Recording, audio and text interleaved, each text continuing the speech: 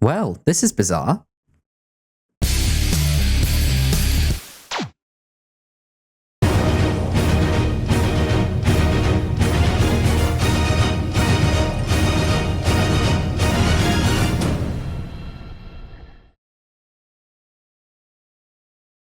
Welcome back to my stand analysis series, where I delve deep into as much detail about the ins and outs of a stand as possible. My aim is to eventually do an analysis on every stand within the anime and manga series JoJo's Bizarre Adventure.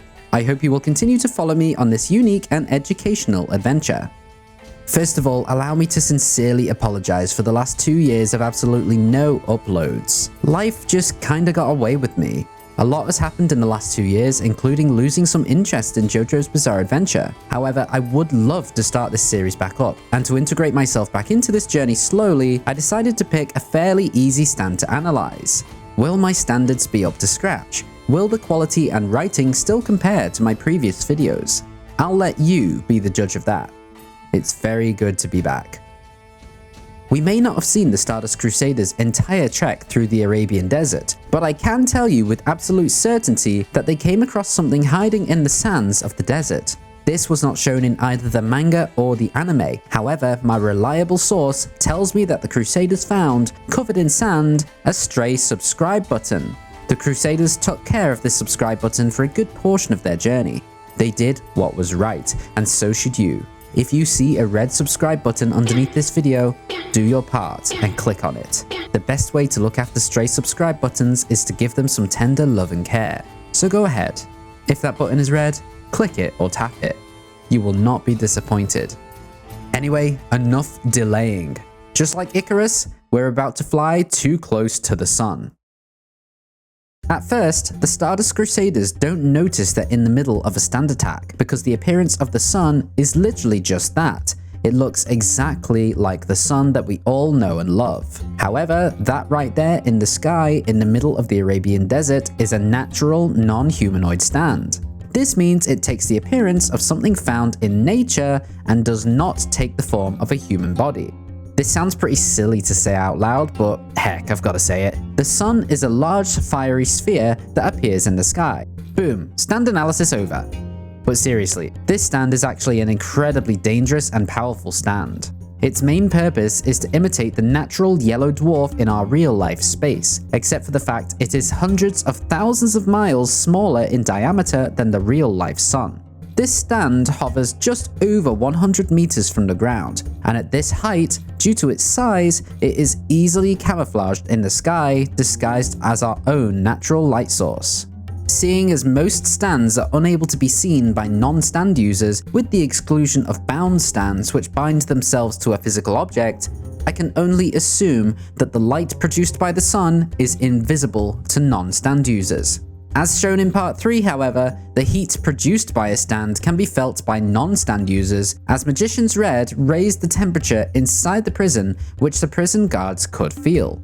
The yellow, orange, and white swirling orb in the sky also has solar flares shooting away from it, just like the real sun. The fact that a stand imitating the literal sun can be an enemy is an incredibly daunting thought in the JoJo universe. The sun is actually not named after the real-life sun like some may think. Those familiar with JoJo Part 3 will know that the sun is also a tarot card. The Sun Tarot card represents good fortune, happiness, joy, and harmony. This card could also represent the universe coming together and aiding your movement forward, moving you towards something even greater in your life. More often than not, people relate the sun to joy and happiness. Someone looking sunny and bright can mean they look well, healthy, and happy. Aiding your journey forward could also mean that if you follow the sun, you'll find happiness, resulting in you yourself looking more bright and sunny. Arabia Fat's stand does not seem to display any distinct personality. The stand appears to be 100% controlled by the user, having no mind of its own in any way, shape, or form. So now we're going to talk about the techniques of the sun. And the first technique we're talking about is its general idea to replicate the real-life sun, not just in appearance, but in its other attributes as well. This sun replication is its primary and most powerful ability. This stand is able to shine bright enough to turn the surrounding area to daytime, just like the real sun. However, its main strength comes once the real-life yellow dwarf has sunken down beyond the horizon. This stand is best activated when the area is scheduled to fall into darkness, such as evenings and nighttime. Activating the stand at the correct moment, letting no darkness at all fall over the land, can keep the sun camouflaged, making it very difficult for any stand user to detect that they're in the middle of a stand attack. This is shown clearly in Stardust Crusaders chapter 53 and episode 18 of the Stardust Crusaders anime, that when Joseph and Jotaro check their respective watches, the time is past 8 PM in the evening. Typically, the sun tends to go down in the Arabian desert between 6 PM and 7 PM. Therefore, by 8 PM, it should be pitch black and freezing cold. However, because Polnareff notices the heat in the area has reached 50 degrees Celsius by that point, which is not the stand's peak heat by the way, we can assume the real sun went down between 6 and 7 PM and the stand activated, keeping the area lit and raising the temperature back up as time passes on. Once the Crusaders became more aware of this stand attack, the heat raised even higher, even faster, going beyond 70 degrees Celsius, which, for reference, is around 158 degrees Fahrenheit. The surrounding area became so hot that even the camels were collapsing, and the unprotected scorpions' bodies were disintegrating and crumbling. Now, you know it would not be one of these stand analysis videos if we didn't delve into a bit of science.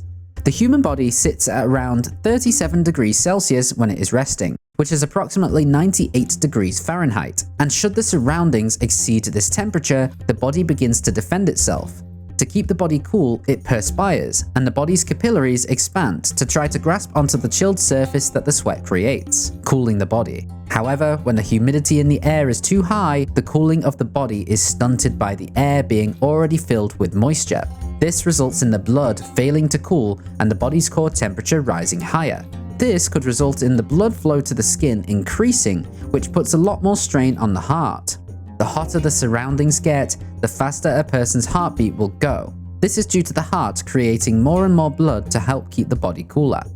A racing pulse can create a sense of lightheadedness, and with the brain going into overdrive trying to tell your heart and muscles to slow down, this could also result in extreme fatigue, headaches, vomiting, cramping, and ultimately heat exhaustion.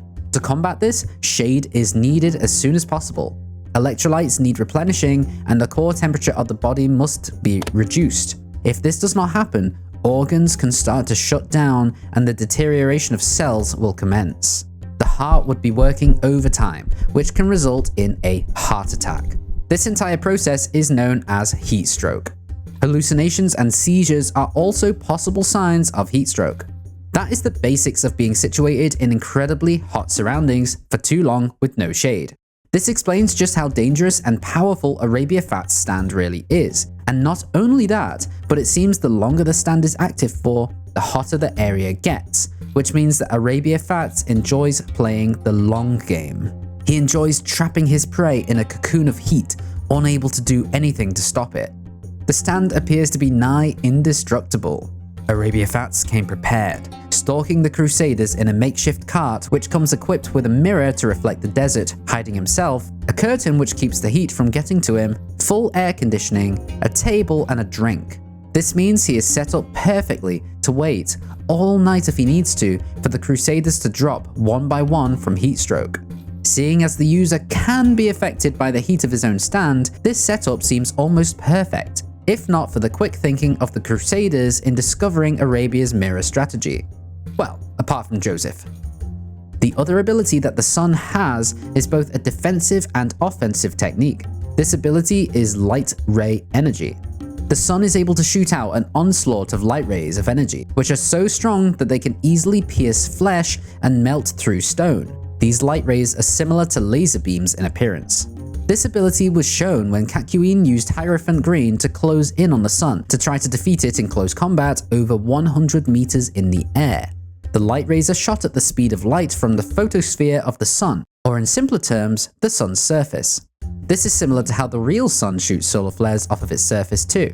These huge explosions from the surface of the real sun emit intense bursts of electromagnetic radiation, which means getting anywhere near these bursts would permanently affect living beings. Some forms of intense electromagnetic radiation can cause permanent damage to the DNA inside a living cell, which can lead to cell death or cancer. With Arabia Fat's stand shooting these solar flare-esque light rays in close proximity to living beings in Jojo Part 3, we can assume that this stand does not come equipped with electromagnetic radiation capabilities, as there was no evidence of any long-lasting effects to the Crusaders' bodies after this battle. This is proven by just how close Kakyoin got to the light rays, and also how close a light ray got to Joseph's body when it shot his binoculars. These light rays are able to be shot erratically in different directions as a defense mechanism, however, they can also be shot with much more precision. As long as the stand user can see his target, these energy beams can be shot with pinpoint accuracy. However, while it does seem the human bodies of the Crusaders are affected by the heat and the light ray energy beams, some stands seem much more resistant to the sun's effects. Silver Chariot, for example, was able to deflect some of the light rays using his rapier sword, and Hierophant Green was able to reduce the damage dealt to Kakyoin by using its Emerald Splash ability. Now imagine if these light rays actually did emit electromagnetic radiation just like the real sun. At that close proximity, just shooting a light ray anywhere near its target could potentially lead them to intense, life-threatening diseases and illnesses.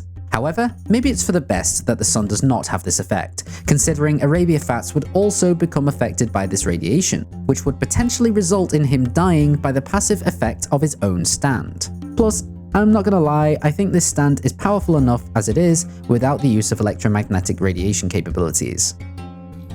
So now we've talked about the techniques of the sun, it's time to break down its various strengths and weaknesses which I have deducted. First of all, with the sun flying over 100 meters from the ground, it still exhibits an immense size. However, I could only imagine that using more mental energy, Arabia Fats could potentially reduce the size of the sun to fit into smaller environments, similarly to how Polnareff and Kakyoin shrunk their stands to enter Joseph's body. Although doing this would no doubt reduce the effective radius of the sun's light and heat, most likely lowering its offensive capabilities. The size it manifests within the Arabian Desert versus the Crusaders is probably its default and most optimal size. While the sun exhibits a hell of a lot of heat and light, if an enemy got closer to the stand, they would not simply fry to death. No, the heat produced by the stand will most likely disintegrate anything that got into close proximity with it. For example, if Hierophant Green managed to bypass the sun's light ray energy blasts, Kakyoin's stand and Kakyoin himself would most likely melt completely, leaving nothing but loose atoms where he once stood. That would only be the case though if this stand emulates the sun's attributes completely, and we have already seen that this is not exactly the case, as the light ray energy blasts do not irradiate the Crusaders. At the end of the day, we'll never know if this would actually happen or not, as no Crusader got close enough for us to find out. Though isn't it quite scary to think just how strong Arabia Fat's stand really could be? Of course, like in a desert under the regular boiling hot sun, covering your body with clothes and headscarves is the best way to stay protected from the heat the sun exudes. One would expect the sun's victims to be more protected wearing clothes and headwear whilst they're caught in Arabia's stakeout. Ultimately, its true strength comes from the extremely wide radius that the sun can spread to. The entire area was brightly lit and the Crusaders could see no signs of nighttime in any direction. This shows that the sun's heat and light can spread for miles whilst its power is active. As soon as Arabia Fats is defeated though, and the sun demanifests, the area instantly gets dark and cold. Although it has these intense strengths, I can imagine it also has some debilitating weaknesses to its abilities. The sun is most effective in a wide open area such as the desert, as we've said, which I can imagine is why Dio sent him after the Crusaders at this point in their travels, as he knew Arabia's stand would be at its strongest in the Arabian desert. However, I can imagine this stand's power would be heavily reduced or even inaccessible in tighter enclosed spaces. It would most likely be far too big to manifest in the first place, but if it was somehow able to be brought out in a tighter area, and if the sun was not far enough away from Arabia and his enemies, it would engulf everyone and everything in its vicinity, including the stand user himself, instantly killing everything close to it. This too would kill the stand, so I could imagine even if Arabia did try to activate his stand in this situation, such as an indoor setting, the sun would defend itself, keeping itself and its user alive by refusing to manifest altogether. It's been shown that Arabia Fats has to adequately defend himself against his own stand's heat and other effects, by hiding himself in a heat-proof cart with air conditioning. If his enemies know where he is or can easily see him, he'll be a much easier target, Therefore, his camouflaging technique is the most optimal process he can use to defend himself and keep himself hidden, which also helps keep his playing the long game plan alive. The stand is classed as a long-range stand, however, Arabia has to keep himself fairly close to the stand to keep it active. This is shown by his positioning during the Sun arc. If he could keep the stand active from further away, he would not have placed himself at a literal stone's throw away. And finally, I realized that this stand would be a lot less effective should it be used during the day. Stand users would instantly notice there being two suns in the sky. Arabia relies on using his stand secretly, without his enemies realizing they're in the middle of a stand attack. Summoning his stand during the day would defeat the purpose of this stealthy technique, leaving him a lot more vulnerable a lot earlier. Okay, and now it's time for my final thoughts on the sun. At first, it appears to be a very bland stand. Powerful? Sure, but seemingly easy to be rid of once the user has been located. Araki stated that he wanted this stand to appear super powerful, but tossed the readers a curveball and have the stand be defeated quickly and with ease. After all, the sun only had 2 chapters in the manga and 1 episode of the anime before it was disposed of. I believe this stand has a lot of potential, but it is incredibly limited in what situations it can be used effectively. The sun thrives in massively open spaces and disguises itself the most optimally in the open desert. However, I can imagine it would work effectively in cities, towns, fields, and any other open spaces. Remember, I can only do my best to explain the stands as realistically as I can.